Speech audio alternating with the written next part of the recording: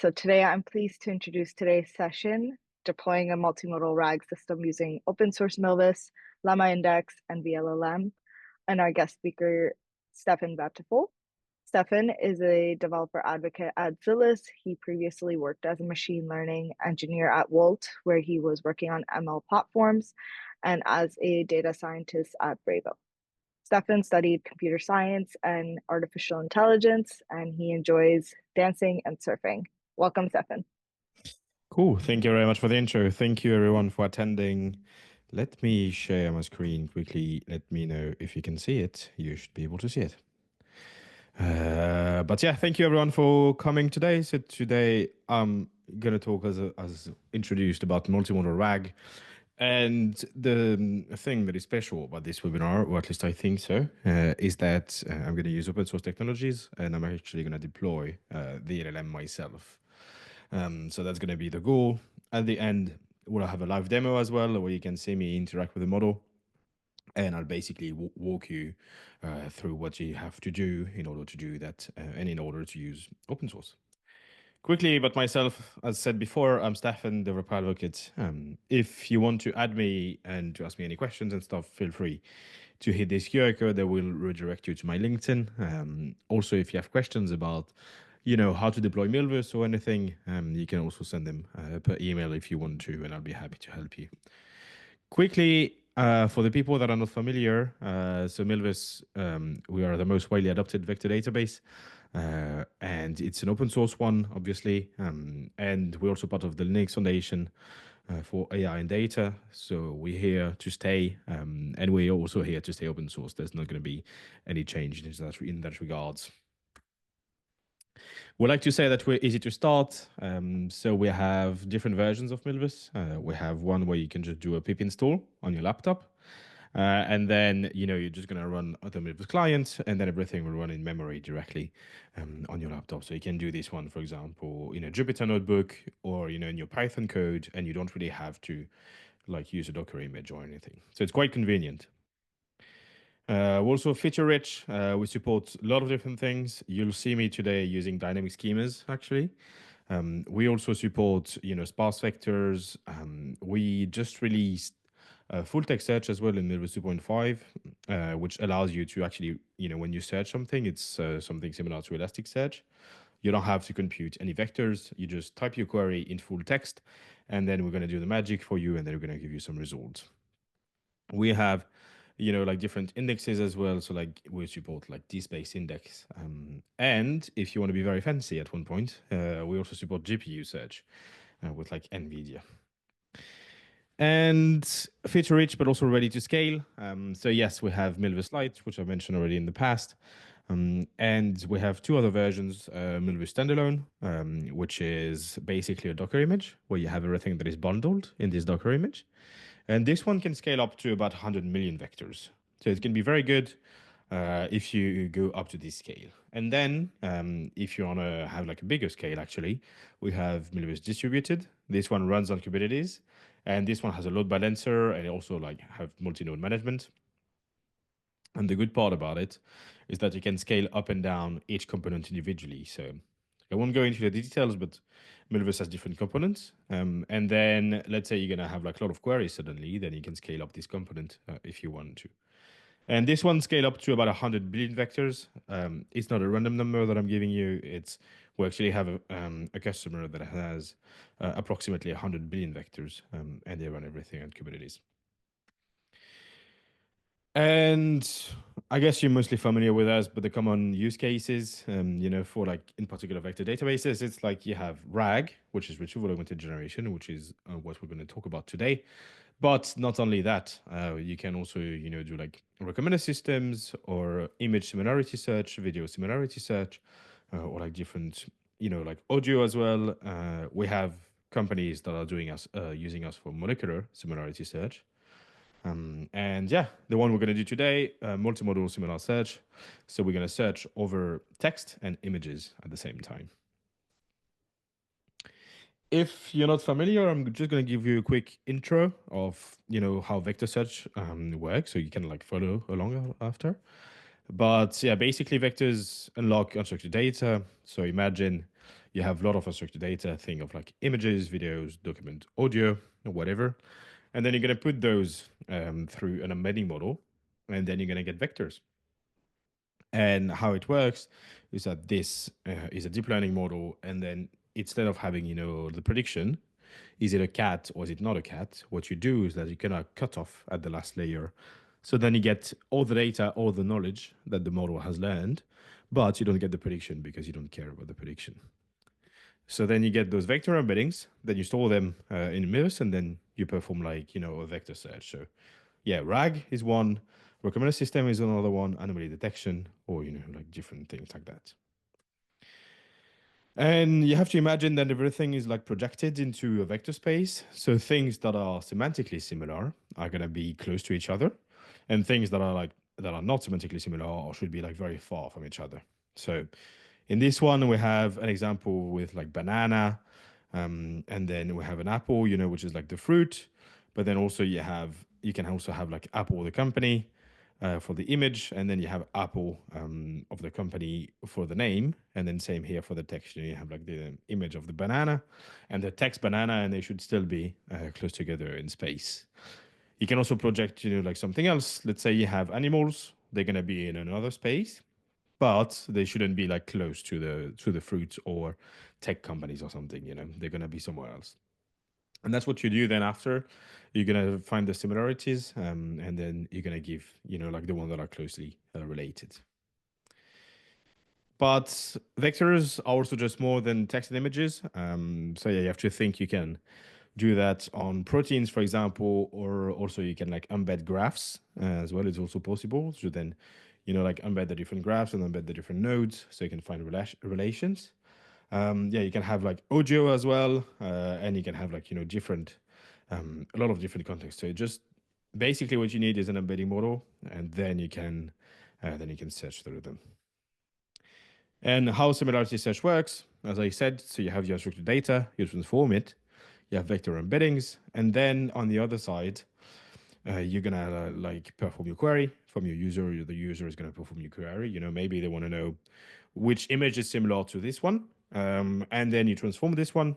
You perform neighboring similar, nearest neighbor similarity search. Sorry, and then we give you back the results. And that's how it works basically. So then we're just doing some magic to give you like the nearest neighbors, and then that's it. And yeah, that was it for like quick intro. Gonna talk quickly about embedding models because they are very important. They're really like the workhouses of AIs. Like I feel like people usually forget about them. They don't really mention them, but they're very important. And choosing one or another will have a huge impact. You can find a lot of them on Hugging Face, and then like they're gonna be used for different cases. But yes, here it's one which is all mini LM, which is a very small one from some transformer, and then another one from Gina, which is a German company, and they're like specialized in training embedding models.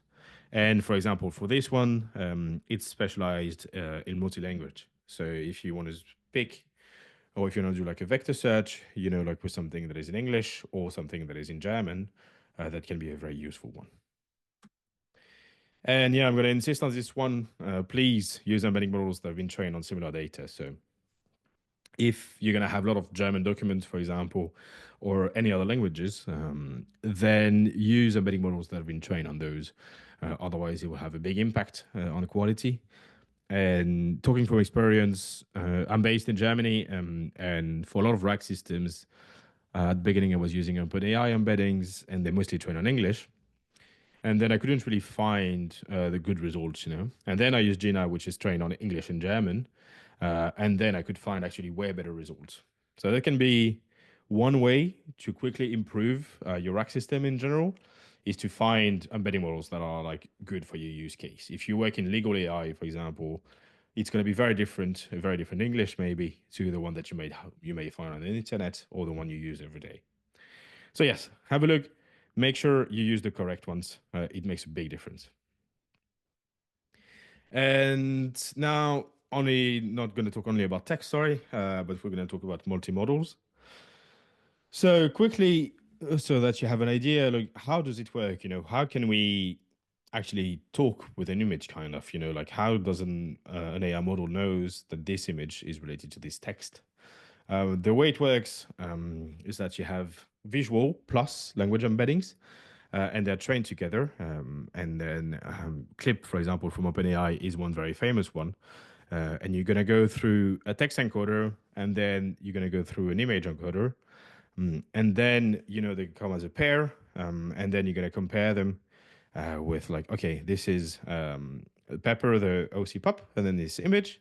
But then you're also going to compare them with things that are not related at all to those images, so that the model learns that actually, oh, this is not a cat, or this is not the Eiffel Tower.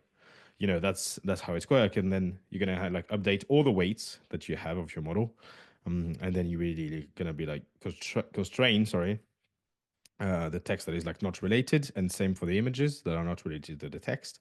And then you're gonna learn that this is actually a dog, and that's how you do it.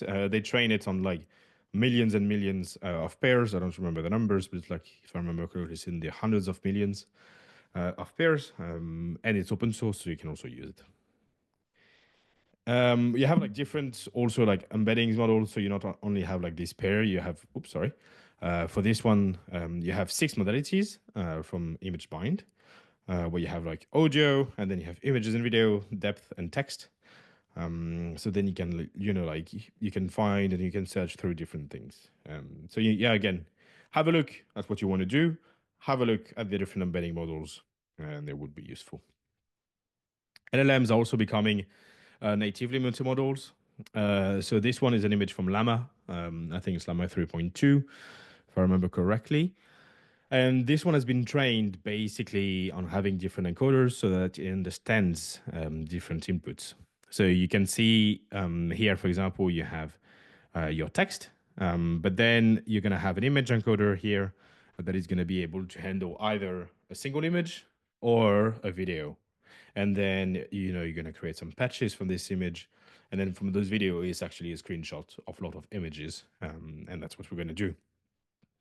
And you also have speech.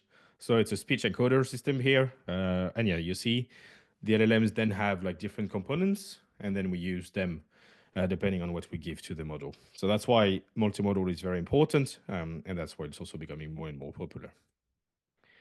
And yeah, the best embedding models are also multimodal. So this one, you can see like, okay, you have this image, it goes through the image encoder, and then you have this text. There's also going through the text encoder, and then you're going to project those in the embedding space. And as I've shown before, they should have a very small vector distance between the two because they're very related. Yeah, gonna talk quickly about RAG. So for most people that are here, I'm gonna assume you're mostly familiar. I'm gonna give a quick intro, but then we'll go into more details. So RAG means retrieval augmented generation. The basic idea is to force your LLM to work with your own data, and what you do is like you inject it via a vector database. Think of it, that's the basic RAG architecture. Sorry. So you have your data. Let's say you have like PDFs, and then you're going to extract the content of it. So maybe you're going to extract, the paragraphs or something, and then you're going to put that through chunking, which means you're going to like divide everything, like maybe you're going to chunk every sentence, or maybe every 10 words, or every 10 characters. You can like, choose your chunking method. There are a lot of different chunking methods. There's not really one that is like better than the other. It's very use case dependent. Then you're going to put that through an embedding model, and then you're going to store that directly into Milvus. And then when your user comes, they have their query, you put it through the same embedding model that you used before. You're going to run semantic search, and then we're going to return this data that is similar. And we give that back to the context of the LLM. So when you have your prompt, your system prompt or something, or your user prompt, it depends. Usually you always have like a part where you can like inject the context. And that's what you're going to do here. You inject this context back to the LLM. The LLM then, figures things out with the context that it has, and then it will give you a response back. And yeah, basically vanilla RAG, sorry, is no longer enough. what we want is want to have like multimodal RAG, where then we can ask questions about, either text questions about something that has happened from like an audio perspective or like a video or something. So then we don't have to, convert everything to text. So yeah, we're gonna build one. And now that we have like a bit of an intro, we're gonna build one that is gonna use Milvus, vLLM, and then I'm gonna explain the different components as well. So first, why would I bother self-hosting? One of the thing, and I've actually been like not the victim, but I had the bad experience of having that, is that like an API provider or like an LLM provider suddenly is like, oh, by the way, we're deprecating your model. Like they release new models very frequently, which is good. But then for my use case, my prompts were really targeted for this specific model. And then when you have a new model, sometimes, the prompts you were using before might not work again. So yeah, so that's one of the reasons. Also, that way it allows you, to like escape the algorithm garden, as I call it. So, you can like choose the best model for your specific needs. You can customize it. You can, like really kind of take back control of your LLM. And yeah, you can iterate without, depending on anyone else. So that's also very nice because you might be able to build something that is very specific for your use case. And then, yeah, again, if you have a very new model, then it might not work. And so, yeah, let's do it. So we're going to process multiple types of data. So this one, I'm actually only going to do text and images for the demo, but it could also work with audio and video. And yeah, it's going to use open source, and then it can scale efficiently. And the tech stack I have, so it's Milvus for the vector database. It's vLLM for the inference and for the serving. I'm going to use Koyab, which is an infrastructure provider. They are like a serverless infra provider. So they also like make it possible to like scale up things very quickly, scale things up quickly, and also quite cheap.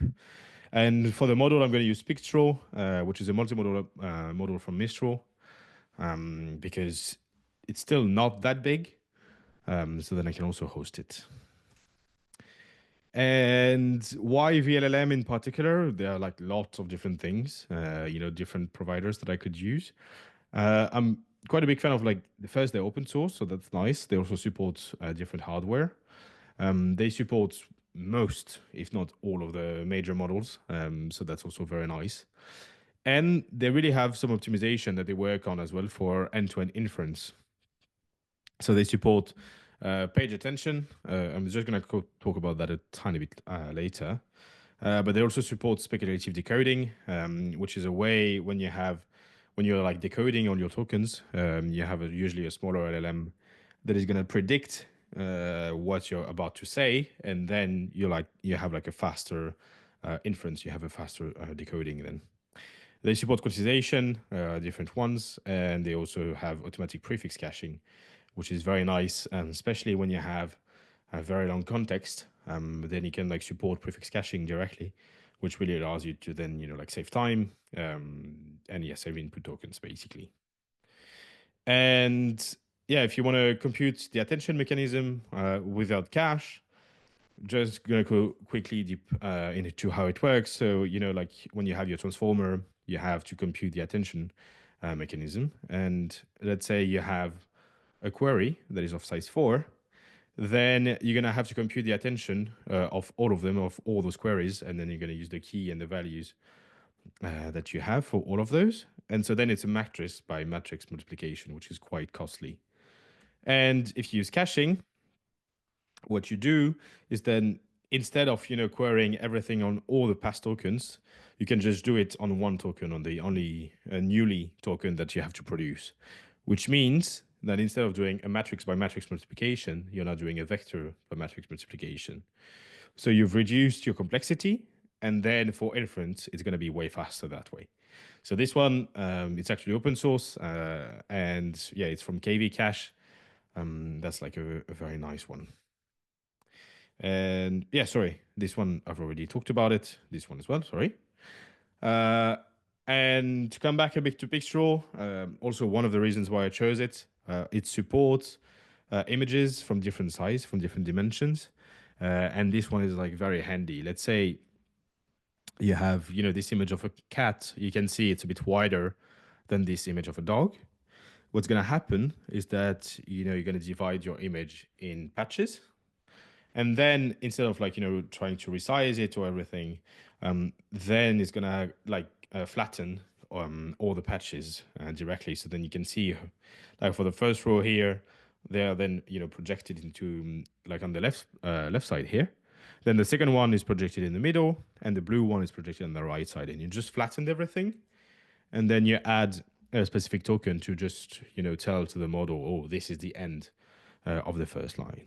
And if you have like another one from another dimension, it's again, you're going to flatten it. And then you're just going to tell the model, hey, this is how it works. And by doing that, you then can support like images from a lot of different dimensions, from all dimensions actually. So this is very handy. Yeah, I guess this one, I'll just skip it. It's really about like the architecture of Pixel, where it's using, text encoders and vision encoder as well. So what we're gonna have today, instead of having the classic architecture, we're gonna give a video, and then we're gonna compute the frames. So I think every 0.2 seconds, I'm gonna take a screenshot on those images. Then we're gonna have the clip embeddings. But what I'm gonna do at the same time is also convert audio to text, and then I'm gonna have the text embeddings, and then I'm gonna store everything directly in Milvus. And then for our query, what we're going to do is that you're going to have the query. We're going to put them through the embedding model as well. And then we're going to do the search on images and text, return everything to the model, put back everything in the context, images included, and then we're going to have a response. And yes, so what it's doing, just so you have an idea and you can follow a bit, you're going to have frame extraction, then audio transcription using Whisper, and we're going to also extract the metadata. For the images, we're going to use OpenAI Clip. For the text, I'm going to use Mistral embedding model. And for storage, we're going to use Milvus. And yeah, then we're going to use LlamaIndex for the query processing. Yeah, the idea is that, you can like, everything will work for you. Like you have no expected API changes, full visibility into the system as well. You're going to know if it works or not. You can also have like, measure the latency, the first time to token, and everything. And yeah, better privacy and security, and scalability. If you then, you can like scale it up, depending on depending on how many users you have, sorry, and everything. So let's go into the demo. Whoop. Cool. So the code will be shared as well. No worries. And yeah, the idea, the goal of the notebook is, process and store some videos. And then we're going to build some multimodal indexes, and then you use Pixel basically for multimodal reasoning. So yeah, I'm just going to skip this part. We don't really care. This one, I already talked about it before, so I'm just going to skim through it.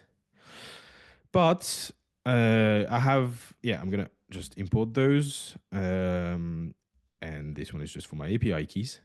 But yes, let's go. So I'm going to use LlamaIndex, and I'm just saying, hey, please, the default embedding models we're going to use is the one from Mistral. So this is what I define here. I have a YouTube video, which is this one. I'm a big like architect nerd. So it's just a video about a building, basically. This is what we're going to go through today. And what's going to happen is that I'm going to, have like this video path that is like, video, and then I can show you the frame that is extracted. And then it's also going to extract the text, and it's going to extract the audio. I'm just not going to run this one because it takes a bit of time. But then I can show you directly. Yep. Yes, if I go, I have to zoom in. If I go here, you can see that, some frames have been extracted. Let me close this one. Yeah, and so basically I extracted frames for like lots of different video for this video, sorry. and then we'll give those to the LLM so that it can understand. And those are like now they're stored as well directly into Milvus. So yeah, this is a function, so I can just like plot my images later on. You'll see because then I can understand actually what's happening. I can understand the reasoning of the LLM, why it's doing that, because actually it's going to show me, oh, this image is about whatever question that you asked. So yeah, here is just some functions. So it's like, I'm going to download the video and then I'm going to go like from video to images and video to audio. And it's what I've been mentioning before, and then it's audio to text. So yeah, depending on Whisper, depending on OpenAI Clip, um, and then there's different things. So just like kind of helper functions. Yes, this one is just to process the video, and then like it's the one creating all the frames that I've shown you before. And here, this is the interesting part: is that here I'm going to use multimodal vector store index from LlamaIndex directly. This one's allows you to then query a vector database directly with like either images or text. So it like really like makes it nice for you and makes it a bit easier. So you can see I'm gonna have my text collection, which has a dimension of 1024. That's the dimension of Mistral embedding. And then here I have image collection. This one has dimension of 112 because this one is OpenAI clip.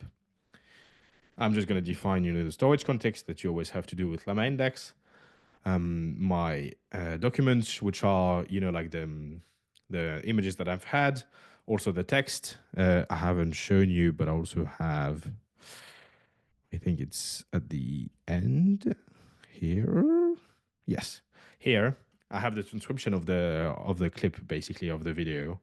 And so then this is what I'm gonna index as well then later on, so we can search on text and images as well. And here, that's where I'm gonna build my index. I'm gonna be like, okay, please build a multimodal index. And yeah, by then defining this text collection and this image collection, then LlamaIndex makes it very easy for you here. I'm not gonna run this one just because it takes a bit of time to process everything. I have to create the embeddings of the images, which given that I have like I don't know a couple of hundreds of images, it's not that long, but it takes like 2 minutes. So just for the sake of the demo, I'm not gonna have it, but I can create my retrieval engine. So this is what we're going to use. We're going to be like, okay, please return me the top 5. And now this is then, what we're going to use for the LLM and for the rack system basically to work. So you're going to be like, okay, this is the template that I'm going to give to my LLM. So I'm just saying, please including the relevant images and the context from this video, answer the query without any additional prior knowledge. And then I'm going to give the context to my LLM. There's some metadata, which are like just the one I hard coded here. And then the query. And that's how then the LLM will be able to understand what's happening.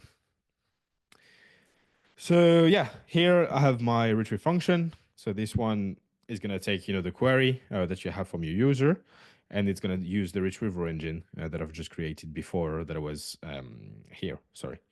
Whereas this one, you'd be like, oh, please return the top 5 and everything. So we go here. Yes, and then we're going to process the different results. We're going to separate them. And then we're going to hopefully be able to have like a nice answer. So here it's I have a query. This one is like using examples from the video, explain the architecture of this building. So this video is about like an entire building. And what we're going to do, we call the retriever engine with our query. Then we're going to give that back to the LLM. And then we have like some similarities. We can find, like we have some text similarity here, which is like telling you, okay, like it's from the 1970s and everything. And then, okay, this is level 0, blah, blah, blah. Then you have like the different holes. And then it's going to show you, like the images that are also related with it. Because like having text is cool, but imagine like I don't know, you're like putting through a class, like a class about uni class, sorry. Then you also want to be able to understand what's happening, and so that's what I have. Then those images that are returned. But for those ones, I use the API of Mistral, and what I want now is actually use my vLLM ones. So just to show you a bit more details, what's happening and what was hidden before is that I'm going to use my service that is actually making the inference, and then this is where then I'm giving back all the context to the LLM. So we have our text, which is like the metadata or the query of the user and the context we give. And then we're also going to give, in my case here, I'm giving like one image, and then it's a base 64 encoded image, which we are, the one that we found before. And so, yeah, then you're going to give that back to your LLM. And then hopefully it should be able to like help answer you and then give you like some proper answers. So this one, is using Pixel, as I've said, and I'm just returning 300 tokens max. So let's go. And then this one is just to show different images later on, so we can skip it. But here you have again the same question, and then hopefully shouldn't take too long. But what's happening now is that we're sending everything to Pixel, and then we're also doing the vector search, and then yes again. Now you have the same image, but except that this time, you have like a way better answer from the LLM directly. So you have an analysis, and then, they're going to like really give you a whole explanation that you have that you didn't have before. And yeah, same for like frame number 2 and everything. And then, this is like, the assistant LLM that they've been trained on. So yeah, basically that's then how you can do multimodal RAG is that in the first place, you're going to do the multimodal search, and then you're going to give this back to the context of the LLM. And that way you can then, like talk now with videos, or you can talk with your image.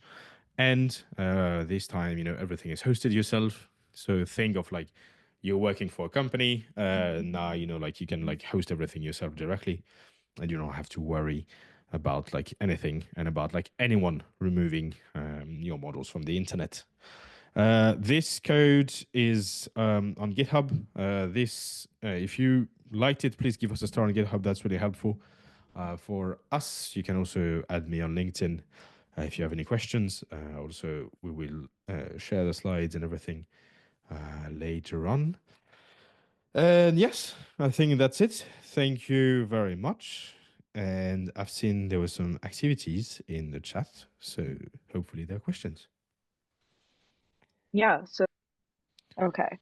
And you had another question. Do you have drag and drop tools similar to data stacks? We don't have those, but they have something that is open source, which is called LangFlow, I think.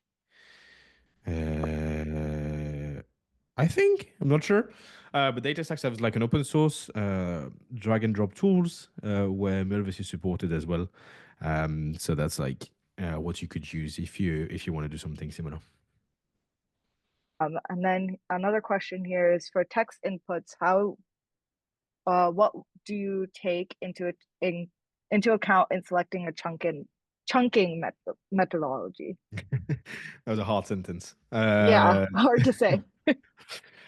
So usually depends on your data, your type of data. Let's say, I don't know, you're working with documentation for developers, then that is likely going to be in Markdown. So maybe you want to like, chunk it per paragraph, or then you want to chunk it, like every, I don't know, every 200 characters. You can like do those. If you have very long documents or PDFs, maybe what you want to do is like you want to do multiple chunks of the same page in a PDF. So you're gonna have a chunk of one paragraph, maybe. But what can also be very useful is to add some context around that. So you might, do like some contextual chunking, which is a way that Anthropic was talking about it. So you add the context basically to your chunk. So then when you do a vector search, you then have better results. It's more costly because you have to use an LLM for that, but it can be very useful. I think, yeah, that's Yeah. the different ways I would answer. Have a look at your evals. Have a look at what works better for you. That's usually what matters in the end. Yeah, and I can put a link to the Anthropic one in the chat. Hmm.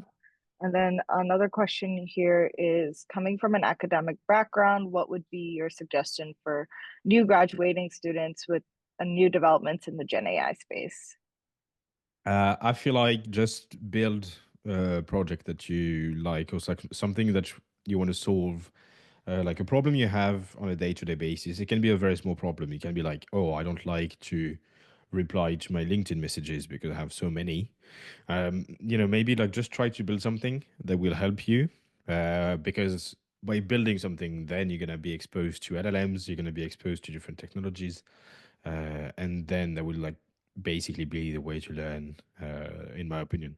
Have a look on Twitter as well, or Discords, but it can be also a lot of noise. So yeah, just build something yourself that will actually be useful for you. Try to finish it, and yes, then that's usually the best way, in my opinion. Yeah, and I know he also dives a little bit deeper into that in the podcast episode. So if you if you want to learn more, then please watch or listen to that. It's available on all the platforms. So you do have another question. So how Mhm. to evaluate performance on RAG, especially for a scaled application? Different ways. One is to have like some kind of golden data set, where then you know the answer, and then you're gonna make sure that the LLM is answering exactly what you want. There's another one which is using LLM as a judge. This one is quite popular, especially from different observability companies. You use usually a bigger model that can really help understand what's happening. That's like one way to do so. And for like scale, then it's yeah, I guess it's mostly going to be you can just like do it on like a specific use case. Specific use cases have I don't know hundreds or like 1,000 things you want to evaluate. Like some things that are true, and then you can check where the LLM. I would say that's the way to go. Yeah. And we do have resources on RAG evaluation too, and integrations with Milvus. So if you have further questions about that, feel free to reach out to us. Any other questions? I don't see any right now. Just wait a minute if anyone is typing. Fast, fast. Yeah. Let me share the link to the code Yep. as well. Boom, boom, boom, boom. This is the code I used. So Sergio, we already answered this question about drag and drop tools. What was the name again, It's Stefan? Lengthflow. Yeah, Langflow. Lengthflow.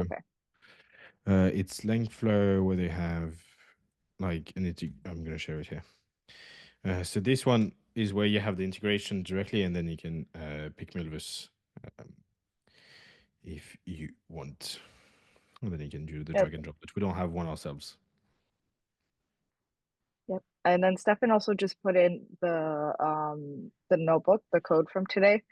Yeah. So if you're running through this, have any questions, feel free to reach out to Stefan. Come to office hours. Any follow-ups, we're here to help. We also have the Discord. So our Discord is a great way to ask your questions if you're stuck. Do you have how have the advancements of Gen AI changed your work? That's I guess more of a philosophical question, but it made me more efficient in general. As like sometimes you would be a bit stuck on a project, and you really like enables you in that regard. Um, Also can help you, being a bit more innovative. I feel like because it's really going to be helpful to create new things. You just have to be careful when to stop and when to not produce. How to say it nicely? maybe content that is not wow. Like to want to do something very quickly and then use ChatGPT or any other LLMs do a copy paste. It's more like I see it more as like an enabler and something that really helps to make better things because I have more time actually. So yes, that's how it has helped me. Okay, so thank you, Stefan. We're gonna end here since I don't see any more questions. But feel free to reach out to Stefan or come to our office hours or join our Discord. We have a lot of resources out there for you to use. So thank you all for joining today and make sure to come out to our next webinar. Thank you all. Thank you. Bye.